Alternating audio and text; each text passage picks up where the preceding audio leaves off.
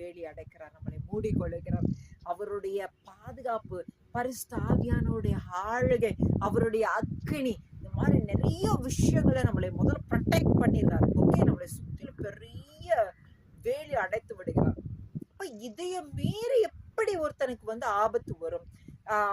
ஆண்டவர் ஆசீர்வதித்த காரியங்களில தீமைகளும் அழிவுகளும் இழப்புகளும் எப்படி வரும்னு கேட்டா, அந்த மனிதனே கர்த்தர் கொடுத்த பாதுகாப்ப அப்படி மீறி நடக்கும் போதுதான் பிசாசானவன் அவங்களை தொட முடியும்.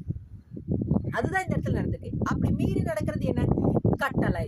கர்த்தர் என்ன சொல்றாரு? இது செய்யக்கூடாது பான்னு சொல்றாருல, அதையே அந்த மனிதர் செய்யும் போது நிச்சயமாக யார் மேற்கொள்வதற்கு ரைட்ஸ் இருக்கு? லூசிபர் என்கிற சாத்தான் மேற்கொள்வதற்கு அவனுக்கு ரைட்ஸ் இருக்கு. ஏன்னா அவன் சொல்றான், உங்க கட்டளையை அவன் மீறிட்டான்லங்க. எஸ், இது நிறைய